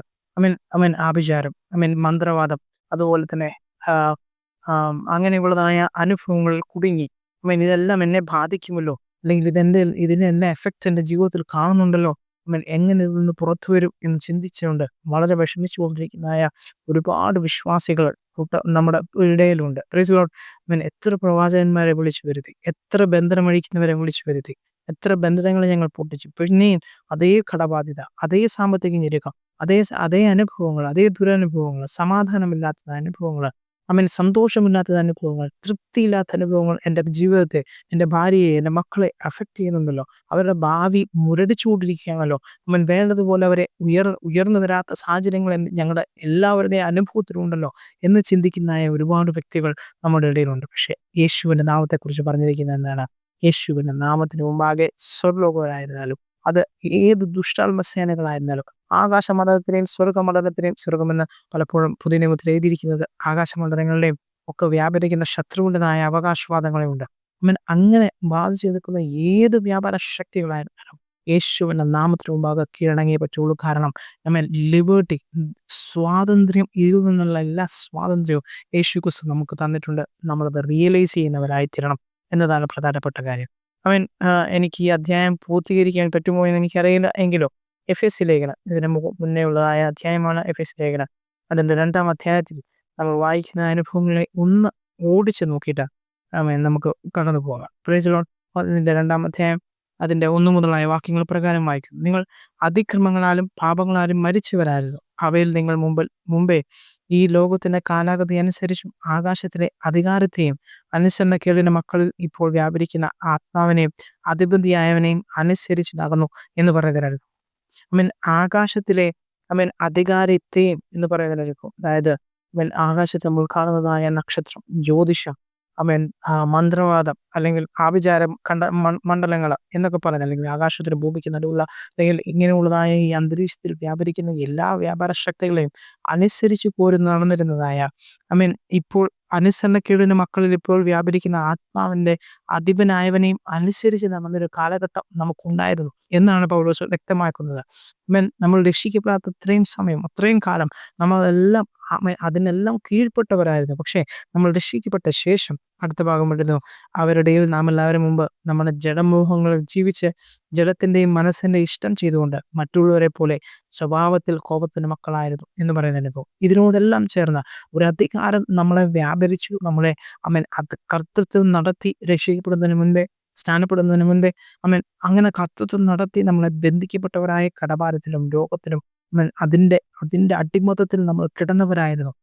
അന്ധകാരത്തിന്റെ അടിമത്തത്തിൽ നമ്മൾ കിടന്നവരായിരുന്നു. പക്ഷേ അതിൽ കിടക്കുന്നതിനോടൊപ്പം തന്നെ ഇവിടെ എഴുതിയിരിക്കുന്നത് എന്താണ്? പാപം നമ്മുടെ ഹൃദയത്തിന്റെയും നമ്മുടെ ജഡത്തിന്റെയും നമ്മുടെ മനസ്സിന്റെയും ഇഷ്ടത്തിനനുസരിച്ച് സ്വാഭാവികമായി ദൈവത്തിന്റെ കോപത്തിന്റെ മക്കളായിത്തീരുന്ന ഒരനുഭവത്തിലേക്ക് വരെ നമ്മൾ എത്തപ്പെടുവാൻ ഇടയായിട്ടുള്ളൂ. ഒരു വശത്ത് ഈ ലോകത്തിലെ ശത്രു അവന്റെ സർവശക്തിയും ഉപയോഗിച്ച് ജാതികളായിരിക്കും, ജാതികൾ എന്ന് വെച്ച് കഴിഞ്ഞാൽ രക്ഷിക്കപ്പെടാത്തതായ വ്യക്തികളെ കീഴടക്കി അവരെ നന്മകളെ നശിപ്പിച്ച് അവരെ ദുരുപയോഗം ചെയ്ത് അവരെ നശിപ്പിച്ച് കളഞ്ഞുകൊണ്ടിരിക്കുന്ന ഒരു കാലഘട്ടത്തിൽ അത് അങ്ങനെ ഒരു അനുഭവത്തിൽ ജീവിക്കുമ്പോൾ തന്നെ അതിനോട് ചേർത്ത് അവർ ദൈവത്തോട് ചെയ്യുന്നതായ പാപവും മറ്റു കാര്യങ്ങളുടെയും എല്ലാം യേശുക്രിസ്തുവിലൂടെ അത് ക്ഷമിക്കപ്പെടാത്തത് മൂലം അവരെന്ത് ചെയ്യുന്നു, അല്ലെങ്കിൽ അതിന്റെ പരിണതഫലങ്ങൾ മുഴുവൻ അനുഭവിച്ച് ഇതിന്റെ വേദനയും കൂടെ അവർ അനുഭവിക്കുന്ന ഒരു അനുഭവത്തെയാണ് അവിടെ പറയുന്നത്. എന്നാൽ കരുണാസമ്പന്നനായ ദൈവമോ നമ്മെ സ്നേഹിച്ച് മഹാസ്നേഹ നിമിത്തം അതിക്രമങ്ങളാൽ മരിച്ചവരായ നമ്മെ ക്രിസ്തുവിനോട് കൂടെ ജീവിപ്പിക്കുകയും കൃപയാലത്രേ നിങ്ങൾ രക്ഷിക്കപ്പെട്ടിരിക്കുന്നത് എന്ന് പറയുന്നത്. Price the Lord. എന്ന് വെച്ചാൽ ഇങ്ങനെയുള്ള അടിമത്തത്തിൽ നിന്നാണ് നമ്മൾ എന്ത് ചെയ്തത്? സ്വതന്ത്രമാക്കപ്പെട്ടത്, രക്ഷിക്കപ്പെട്ടിരിക്കുന്നത്. യേശു ക്രിസ്തു നമ്മുടെ ജീവൻ തന്ന് നമ്മളെ ജീവിതങ്ങളെ വീണ്ടെടുത്തിരിക്കുന്നത്. ക്രിസ്തു യേശുവിൻ അവനോടുകൂടെ ഉയർന്നതിനനുസരിച്ച് സ്വർഗത്തിൽ അവനോടുകൂടെ ഇരുത്തുകയും ചെയ്തു എന്ന് പറയുന്ന അനുഭവം. അപ്പോൾ ഇതിപ്പോൾ നമ്മൾ എവിടെയാണ് ഇരിക്കുന്നത്? സ്വർഗത്തിൽ യേശു ക്രിസ്തുവിനോടുകൂടെ. എന്ന് വെച്ചാൽ ഞാൻ ഇന്നലെ കഴിഞ്ഞ ദിവസം നമ്മൾ സംസാരിച്ചതായ വിഷയവുമായി ബന്ധിപ്പിച്ച് പറയുമ്പോൾ നമ്മൾ മരിക്കുമ്പോഴും നമ്മൾ മരിച്ചു കഴിഞ്ഞാൽ ക്രിസ്തുവിനോടുകൂടെ നാം ചേരും. അതേസമയം നാം ജീവനുള്ളപ്പോഴും ആരോട് കൂടിയാണ് നമ്മൾ ഇരിക്കുന്നത്? ക്രിസ്തുവിനോട് കൂടെയാണ് ഇരിക്കുന്നത് എന്ന് തെളിയിക്കുന്ന വചനമാണ് ഇവിടെ ഇരിക്കുന്നത്. ഇന്ന് നമ്മുടെ ആത്മാവിന്റെ ഒരു ഭാഗം നമ്മൾ ക്രിസ്തുവോട് കൂടെ പിതാവിന്റെ സന്നിധിയിൽ യേശു എവിടെയാണോ ഇരിക്കുന്നത് അവിടെ ഇരിക്കുന്നുണ്ട് എന്നാണ് പറയുന്നത്. അല്ലെങ്കിൽ ദൈവത്തിന്റെ ആത്മാവിന് അവിടെയുള്ളതായ ദൈവത്തിന്റെ ആഴങ്ങളെ അറിയുവാനുള്ള കഴിവുണ്ട്. അതെങ്ങനെ ആഴങ്ങളെ അവിടെയുള്ള ദൈവത്തിന്റെ ആഴങ്ങളെ അറിയുക, അല്ലെങ്കിൽ ആ ആഴങ്ങളെ, ആ ദൈവത്തിന്റെ ഇഷ്ടത്തെ നമ്മുടെ ഉള്ളിലേക്ക് പകരുവാനുള്ള കഴിവുണ്ട്. അതെങ്ങനെ കഴിയും? അവിടെ ഇല്ലെങ്കിൽ എങ്ങനെ, അവിടെ പ്രസന്റ് അല്ലെങ്കിൽ എങ്ങനെ അതിന് കഴിയും എന്ന് ചോദിക്കുന്നത് പോലെ ഈ വചനത്തിലൂടെ നമുക്ക് മനസ്സിലാകുന്ന ഒരു കാര്യം, നമ്മുടെ ഒരു ആത്മാവിന്റെ ഒരു ഭാഗം ക്രിസ്തുവിനോട് കൂടെ അവിടെ ക്രിസ്തു ഇരിക്കുന്നിടമായിരിക്കുന്ന സ്ഥലത്തുണ്ട് എന്നും പിതാവിനെ നോക്കിക്കൊണ്ടിരിക്കുന്ന ഒരു അനുഭവമുണ്ട്.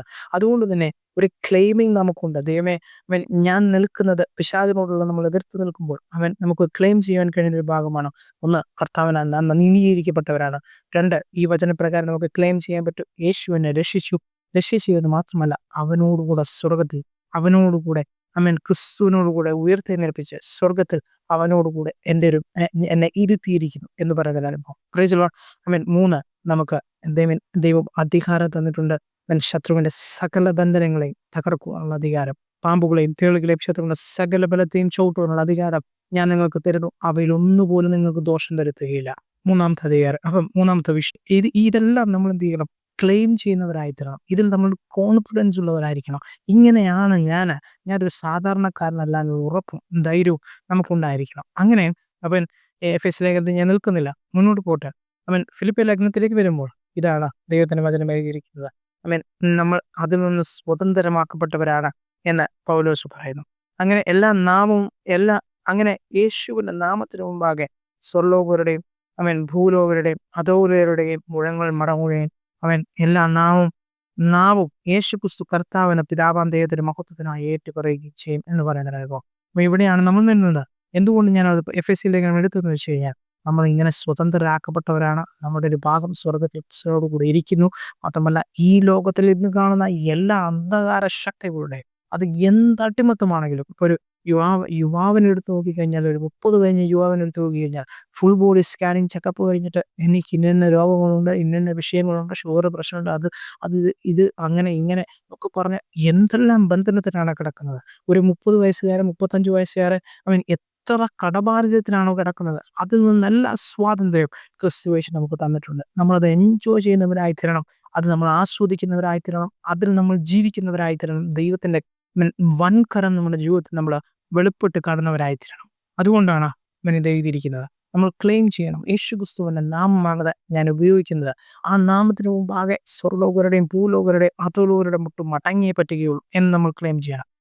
ഈ ആകത്തുക മൊത്തം നമ്മൾ എടുക്കുമ്പോൾ അങ്ങനെയാണ് യേശുവിന്റെ നാമം ഉയർത്തപ്പെടുവാനിടയായി തീരുന്നത് എന്ന് നമുക്ക് കാണുവാൻ സാധിക്കും. നമ്മുടെ ജീവിതത്തിലും ദൈവത്തിൽ നിന്ന് എന്തെങ്കിലും നന്മയും അനുഗ്രഹങ്ങളും പ്രാപിക്കണമെങ്കിൽ, അല്ലെങ്കിൽ ദൈവികമായി അങ്ങനെ മുഴുവനായിട്ട് പറയുന്നില്ല, പക്ഷെ ഇതുപോലുള്ള നന്മയും അനുഗ്രഹങ്ങളും ആശീർവാദങ്ങളും ഉയർച്ചകളും നമ്മൾ പ്രാപിക്കണമെന്ന് ദൈവം ആഗ്രഹിക്കുന്നു. അതിൻ്റെ ഒരു ഭാഗമായി തന്നെ മറ്റുള്ളവരെ സഹകരിക്കുന്നതും ഐക്യമത്യത്തിൽ ആത്മാവും ജീവിക്കുന്നതും അതാണ് ഇവിടുത്തെ ഉള്ളടക്കം, അല്ലെ? മറ്റുള്ളവരെ സഹായിക്കുന്നത്, അവരെ അംഗീകരിക്കുന്നതിനും അവരുമായി കൂട്ടായ്മ കാണിക്കുന്നതും ഏകമനസാക്ഷിയോടും ഏകാത്മാവിലും ബലപ്പെട്ട് അവരോടുകൂടെ സഹകരിച്ച് ഐക്യമത്യത്തോടുകൂടെ ഏക ലക്ഷ്യത്തിനായി കുതിക്കുവാനും നമ്മൾ ആഗ്രഹിക്കുന്നവരായി തീരണം. അതിന് ദൈവത്തിന്റെ കൃപ ചോദിക്കുന്നവരായി തീരണം. എങ്കിൽ അങ്ങനെ ദൈവത്തിൻ്റെതായ അങ്ങനെ നമ്മൾ മറ്റുള്ളവരുടെ മുമ്പാകെ താഴ്മ നടിക്കുകയല്ല, ദൈവത്തിന്റെ കൃപയാൽ തന്നെ നമ്മൾ ആ താഴ്മ നമ്മുടെ ജീവിതത്തിൽ ഉണ്ടാകുമ്പോൾ ദൈവം നമ്മുടെ ഹൃദയത്തെ നോക്കൂ, എൻ്റെ മുമ്പാകെ, സഭയുടെ മുമ്പാകെ മറ്റുള്ളവരെ അംഗീകരിച്ച് ജീവിക്കുന്ന താഴ്മയുള്ള ഒരു ദൈവദാസൻ, ഒരു ദൈവഭക്തൻ, ഇവനെ ഞാൻ മാനിക്കുമെന്ന് പറഞ്ഞ് അവനെ നമ്മൾ ഓരോരുത്തരെ ഉയർത്തുവാനൊക്കെ ദൈവത്തിന് സാധിക്കും എന്നതാണ് പറഞ്ഞു വരുന്നത്. Price the lord. മാത്രമല്ല, ഒരുപക്ഷെ നമ്മുടെ ജീവിതത്തിൽ ദൈവവാഗ്ദത്തങ്ങൾ ഒരുപാട് ലഭിച്ചിട്ടും ഇന്ന് നമ്മുടെ ജീവിതത്തിൽ അത് നിവർത്തിച്ച് കാണുന്നില്ല എന്ന് പറയുന്ന ഒരു അനുഭവം നമ്മുടെ ജീവിതത്തിൽ ഉണ്ടെങ്കിൽ, അപ്പോഴും നമ്മൾ മനസ്സിലാക്കേണ്ട ഒരേ ഒരു കാര്യം, ഒരുപക്ഷെ എൻ്റെ ജീവിതത്തിൽ ദൈവവചനം എഴുതിയിരിക്കുന്ന പോലെ ക്രിസ്തുയേശുവിന്റെ ഒരു മനോഭാവം എൻ്റെ ജീവിതത്തിൽ ഇല്ലാത്തത് കൊണ്ടാണോ എന്ന് പറയുന്നത്, എൻ്റെ ജീവിതത്തിൽ ഇല്ലാത്തത് കൊണ്ടാണോ അങ്ങനെ സംഭവിക്കുന്നത്? എന്തുകൊണ്ടായിരിക്കും ആ നന്മ എൻ്റെ ജീവിതത്തിലേക്ക് ഒഴുകി വരാത്തത്? ഞാൻ താഴ്മയില്ലാത്തത് ഉള്ളത് കൊണ്ടാണോ ഇല്ലാത്തത് കൊണ്ടാണോ എന്ന് നമ്മൾ ചിന്തിക്കുന്നതിന് അനുഭവം. താഴ്മ എന്ന് വെച്ച് കഴിഞ്ഞാൽ ഇതൊരു ഒരു ദൈവവചനം പറയുന്നതിനെ അംഗീകരിക്കുക എന്നതിനെയാണ് താഴ്മ എന്ന് പറയുന്നത്. ദൈവവചനം എന്താണ് പറഞ്ഞിരിക്കുന്നത്? നമ്മൾ മറ്റുള്ളവരോട് സഹകരിക്കുന്നവരും അവരെ നമ്മളെക്കാൾ ശ്രേഷ്ഠ എണ്ണുന്നവരുമായി തരണം. ഞാൻ കൂടുതൽ വിശദീകരണത്തിലേക്ക് കടക്കുന്നില്ല. Price the Lord. അങ്ങനെ ദൈവം ആഗ്രഹിക്കുന്ന പോലെ ദൈവവചനത്തിലൂടെ എഗ്രി ചെയ്യുക എന്ന് പറയുന്ന താഴ്മ നമ്മുടെ ജീവിതത്തിൽ ഉണ്ടാകുമ്പോഴേക്കും ആത്മാവിന്റെ നദി, അനുഗ്രഹത്തിന്റെ നദികൾ നമ്മുടെ ജീവിതത്തിലേക്ക് ഒഴുകി വരും. നമ്മളെ എന്ത് ചെയ്യും? ദൈവം ഈ താഴ്മയുള്ള വ്യക്തികളെ എന്ത് ചെയ്യും? ദൈവം ഉയർത്തും. സങ്കീർത്തനങ്ങളൊക്കെ എഴുതിയിട്ടുണ്ട് അല്ലേ? അവൻ താഴ്മയുള്ളവനെ ദൈവം ഉയർത്തുന്ന ദൈവമാണ്. പത്രോസിന്റെ ലേഖനത്തിലേക്ക് വരുമ്പോൾ അവന്റെ ബലമുള്ള കൈക്കീഴിൽ താണിരിപ്പി, എന്നാൽ ദൈവം നിങ്ങളെ ഉയർത്തുമെന്ന് എഴുതിയിരിക്കുന്ന അനുഭവമുണ്ട്. താഴ്മയാണ് അവിടെ ഉന്നതിയിലേക്ക് പോകുക എന്നുള്ളതായ അവൻ ഏക മാർഗം എന്ന് പറയുന്നത്. അതേസമയം അവൻ അഹങ്കാരമാണ് താഴ്ചയിലേക്ക് തകർന്നു വീഴുന്നതിന് അവൻ ഉള്ളതായ ഘടകം, അല്ലെങ്കിൽ അവൻ വീഴ്ചയ്ക്ക് മുന്നേ അവൻ ഡംഭം വരുന്നു എന്നാണ് പ്രോബ്സ് അല്ലെങ്കിൽ സദൃശവാക്യത്തിൽ എഴുതിയിരിക്കുന്നത്.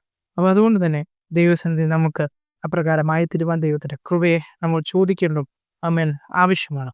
12-ാമത്തെ വാക്യം, അതുകൊണ്ട് എൻ്റെ പ്രിയമുള്ളവരെ, നിങ്ങൾ എല്ലായ്പ്പോഴും അനുസരിച്ചതുപോലെ എൻ്റെ സാമീപ്യത്തിൽ മാത്രമല്ല, ഇപ്പോൾ അസാന്നിധ്യത്തിലും ഏറ്റവും ഭയത്തോടും വിറയലോടും കൂടെ അവൻ രക്ഷയ്ക്കായി പ്രവർത്തിക്കുവാൻ എന്ന് പറയുന്ന അനുഭവമുണ്ട്. കണ്ടോ, ഇവിടെ ഉപയോഗിച്ചിരിക്കുന്ന രക്ഷ ഉപയോഗിച്ചതുണ്ടോ?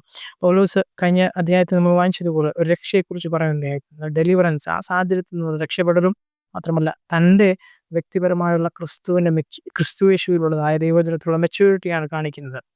ഇവിടെ എഴുതിയിരിക്കുന്നതായ രക്ഷയ്ക്കായി പ്രവർത്തിക്കുവാൻ എനിക്ക് പറഞ്ഞിരിക്കുന്ന പദവും ഇംഗ്ലീഷിന്റെ പരിഭാഷയിൽ നമ്മൾ വായിക്കുമ്പോൾ മനസ്സിലാക്കുമ്പോൾ എങ്ങനെയാണ് എഴുതിയിരിക്കുന്നത്? നിങ്ങൾ രക്ഷിക്കപ്പെട്ടു കഴിഞ്ഞു. അങ്ങനെ രക്ഷിക്കപ്പെട്ട് കഴിഞ്ഞുവെങ്കിൽ അതിനൊരു ലക്ഷണം നമ്മുടെ ജീവിതത്തിൽ നിന്നുണ്ടാവണം. അവൻ അങ്ങനെ മറ്റുള്ളവർ നമ്മളെ കാണുമ്പോൾ ഈ കാര്യങ്ങളിലൂടെല്ലാം മറ്റുള്ളവരെ നമ്മളെ കാണുമ്പോൾ നമ്മൾ തീർച്ചയായും നിങ്ങൾ രക്ഷിക്കപ്പെട്ടവരാണ്, രക്ഷിക്കപ്പെട്ടവരാണ് എന്നതിനെ കുറിച്ചായിട്ട് രക്ഷയുടെ സ്വഭാവം നിങ്ങൾക്കുണ്ട്, നീതിയുടെ ഫലം നിങ്ങളിലുണ്ട് എന്ന് പറയും എന്നാണ് പൗലോസ് പറയുന്നത്. അങ്ങനെ 13-ാമത്തെ വാക്യം വളരെ പ്രധാനപ്പെട്ടതാണ്. Price the Lord. അതിനെക്കുറിച്ച് നമുക്ക് പിന്നീട് എക്സ്പ്ലെയിൻ ചെയ്യാം. എന്താണ് എഴുതിയിരിക്കുന്നത് അറിയാവോ? ഇച്ഛിക്കുന്നതും പ്രവർത്തിക്കുന്നതും നിങ്ങൾ ദൈവമല്ലോ തിരുവള്ളം ഉണ്ടായി പ്രവർത്തിക്കുന്നത് എന്ന് പറയുന്ന അനുഭവം. ഇത് ദൈവത്തിന്റെ കൃപയാണ് കാണിക്കുന്നത്. ഒരിക്കലും നമ്മുടെ ജീവിതത്തിൽ നമ്മൾ ഈ കാര്യങ്ങളെല്ലാം ചെയ്യുമ്പോൾ, അല്ലെങ്കിൽ ഇതിനോട് ചേർന്ന ആ വാക്യത്തിന്റെ മർമ്മം മറ്റു പല തലങ്ങളിലേക്കും പോകുന്നുണ്ട്. നമ്മളെ ഏൽപ്പിച്ചിരിക്കുന്ന ദൈവത്തിന്റെ ശുശ്രൂഷ, ഓരോ ദിവസവും നമ്മൾ ദൈവത്തിന്റെ ഗൈഡൻസിനനുസരിച്ച് സ്റ്റെപ്പ് വെക്കണമെന്ന് ദൈവം ആഗ്രഹിക്കുമ്പോൾ അതെല്ലാം സംഭവിക്കുന്നത് നമ്മുടെ ഉള്ളിലുള്ളതായ ദൈവത്തിന്റെ കൺഫെക്ഷൻ നിമിത്തമാണ്. നമ്മുടെ ഉള്ളിൽ ദൈവം തരുന്നതായ ആശയങ്ങൾ, ദൈവത്തിന്റെ ആത്മാവ് നമ്മുടെ ഉള്ളിൽ വസിക്കുന്നതുകൊണ്ട് തന്നെ അവൻ ദൈവത്തിന്റെ ഹിതം നമുക്ക് തിരിച്ചറിയാനുള്ള കഴിവ്, കർത്താവിന്റെ മനസ്സുള്ളവരാണ് നമ്മൾ അല്ലേ? അങ്ങനെയെങ്കിൽ അത് തിരിച്ചറിയുവാനുള്ള, നമ്മളെക്കുറിച്ചുള്ള ദൈവത്തിന്റെ ലക്ഷ്യവും നമ്മൾ വെക്കുന്ന സ്റ്റെപ്പുകളും തിരിച്ചറിയാനുള്ള കഴിവ് ദൈവത്തിന്റെ ആത്മാവിൽ നമ്മുടെ ഉള്ളിൽ ദൈവം നമുക്ക് പകർന്നിട്ടുണ്ട്. അതുകൊണ്ട് തന്നെയാണ് ഇവിടെ എഴുതിയിരിക്കുന്നത്, നിങ്ങൾ ഇച്ഛിക്കുന്നതും പ്രവർത്തിക്കുന്നതും, ഇങ്ങനെ താഴ്മയോടെ പ്രവർത്തിക്കണമെന്ന് ആഗ്രഹിക്കുന്നതും മാത്രമല്ല, സഭയെ, ശുശ്രൂഷകളെ, മുകളിൽ പറഞ്ഞിരിക്കുന്ന പല കാര്യങ്ങളുണ്ട് അല്ലെ? ശുശ്രൂഷയെ സപ്പോർട്ട് ചെയ്യുന്നത് എന്നെല്ലാം നമ്മൾ പറഞ്ഞതുപോലെ അങ്ങനെ ശുശ്രൂഷന്മാരെ സപ്പോർട്ട് ചെയ്യുന്നത്, സുവിശേഷത്തിൽ പങ്കാളികളായി തീരുന്നത്, ക്രിസ്തുയേശുവിനെ മനസ്സ് തന്നെ ഉണ്ടാകുന്നത്, ആറ്റിറ്റ്യൂഡ് ഉണ്ടാകുന്നത്, ഇതെല്ലാം നിങ്ങളിൽ ആ ഇച്ഛയും ആഗ്രഹവും തന്നെ നിങ്ങളെ അതിലേക്ക് നയിക്കുന്നത് ദൈവമല്ലോ തിരുവള്ളം ഉണ്ടായിട്ട് നിങ്ങളിൽ പ്രവർത്തിക്കുന്നത് എന്ന് പറയുന്നുണ്ട്. അതായത് നിങ്ങളിൽ ഇരിക്കുന്നതായ ദൈവമാണ്, സർവശക്തനായ ദൈവമാണ്, യേശുക്രിസ്തു തന്നെയാണ് നിങ്ങളുടെ ഉള്ളിൽ ആ ആഗ്രഹങ്ങൾ തരുന്നതും നിങ്ങളെ കൊണ്ട് പ്രവർത്തിപ്പിക്കുന്നതും. അതുകൊണ്ട് തന്നെ ദൈവമേ, എനിക്ക് അങ്ങനെയുള്ള ഡിസയർ തരണമെന്ന് ദൈവത്തോട് നമുക്ക് ചോദിക്കാം. മാത്രമല്ല, അങ്ങനെ ഒരു ഡിസയർ, ഒരു ആശയം, ഒരു നമ്മൾ ഇന്നലത്തെ വചനം കൂടെ കൂട്ടി, അല്ലെങ്കിൽ 1-ാമത്തെ അധ്യായം കൂടെ കൂട്ടി വായിക്കുമ്പോൾ, ആ പ്രത്യേകമായ സാമ്പത്തിക വിഷയത്തിലുള്ള കാര്യങ്ങൾ കൂടെ കൂട്ടി വായിക്കുമ്പോൾ, ദൈവം ഒരു വ്യക്തിക്ക്, ഒരു ശുശ്രൂഷകന് കൊടുക്കണമെന്ന ആഗ്രഹത്തോടുകൂടെ ഒരു ആശയം നിങ്ങൾക്ക് തരുന്നുവെങ്കിൽ അത് കൊടുക്കാതെ മറച്ചു വെക്കുന്നത് നമ്മൾ ദൈവത്തോട് കാണിക്കുന്ന അനുസരണക്കേടാണ്. ആ ആഗ്രഹം ദൈവമാണ് തരുന്നത് കൊണ്ട് തന്നെ നമ്മൾ അതിനെ എഗ്രി ചെയ്യണം. മാത്രമല്ല, അതനുസരിച്ച് ദൈവത്തെ അലോ ചെയ്യണം നമ്മളിൽ നിന്ന് പ്രവർത്തിക്കുവാനായിട്ട്. പ്രൈസ് ദി ലോർഡ് എന്നാണ് പറയുന്നത്. ഇവിടുത്തെ വിഷയത്തിലും അങ്ങനെ തന്നെ, ദൈവമേ, ഇങ്ങനെയുള്ള ആഗ്രഹങ്ങൾ ദൈവത്തിന്റെ വചനം വായിച്ചപ്പോൾ എനിക്ക് ലഭിച്ചു, പക്ഷെ ഇതെങ്ങനെ പ്രവർത്തിക്കണമെന്ന് എനിക്ക് അറിഞ്ഞോളൂ, പക്ഷെ നീ എൻ്റെ ഉള്ളിലിരുന്ന നീ പ്രവർത്തിക്കണമേ എന്ന് പറയുന്നതാണ് ദൈവത്തിന്റെ വചനം. ദൈവം എന്ന് പറയണം എന്നാണ് ദൈവത്തിന്റെ വചനം നമ്മളെ കുറിച്ച് ആഗ്രഹിക്കുന്നത്. ഒന്ന് റെക്കഗ്നൈസ് ചെയ്യുക, ഒന്നും ദൈവത്തെ കൂടാതെ ചെയ്യുവാൻ കഴിയുകയില്ല. നിങ്ങളുടെ ഉള്ളിൽ വസിക്കുന്ന ദൈവം തന്നെയാണ് നിങ്ങൾക്ക് ആഗ്രഹങ്ങൾ തരുന്നതും ഇച്ഛിക്കുന്നതും നിങ്ങളിലൂടെ പ്രവർത്തിക്കുന്നതും. ആ ദൈവത്തിന്റെ കൃപയാണ്. നമ്മളത് റെക്കഗ്നൈസ് ചെയ്യുന്നവരായി തീരണം. ദൈവം അതിനായി നമ്മളെ സഹായിക്കുമാറാകട്ടെ.